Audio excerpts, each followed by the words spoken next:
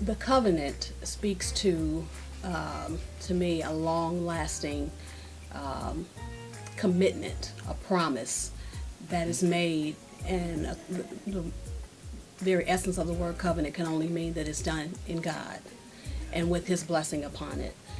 And so, and the cup, as we've been taught from our pastor, is everything that's within that. All of the different variations of marriage and the life of marriage that happens within that covenant. And that promise is just so important, and it's got to be a solid foundation between the two. So today's living in today's world and society, there's a big problem with marriage, and it's not taking serious enough. And you can elaborate on that, because we actually had a chance to talk about that. And it's just that so many marriages now are being destroyed by the enemy. And this program, Marriage Works As We Work It, is just such a key point in what we need, to guide ourselves. Go ahead and elaborate, because I can't go into detail, because you know this. Okay. I just like that we have a pastor who's actually putting marriage in the forefront. Thank you. And that he and his wife are making that as important as God has made it in His Word.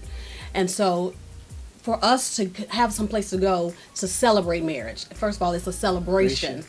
And then it's a call to us to let us know that it is possible for us to stay in love. It's possible for us to stay in like with one another. And it's possible for us to run this race together and do it, under the guidance of the Holy Spirit. It's possible, and it works if you work it.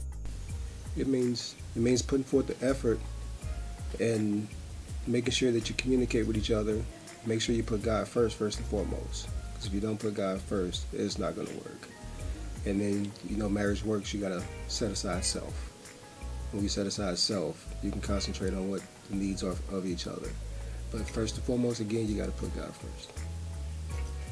You do have to put yourself aside and make sure that your husband is taken care of, your children are taken care of, you're taken care of, and most definitely keeping prayer first and foremost. What I have learned is that, like I said, communication is a two-way street, but first, God has to come first. You have to go to God first and ask wisdom from God to deal with the situations that you're in. So once you do that, just sit and wait, listen for God's voice to tell you what to do, and then address the situation with your spouse, what's going on. It is very vital and important that they need to be there, because they're also getting encouragement from other married couples, and just showing that marriage is not a death sentence, so to say. It is a celebration of what God has blessed us with. It is a gift, and He wants us to enjoy that gift as much as possible.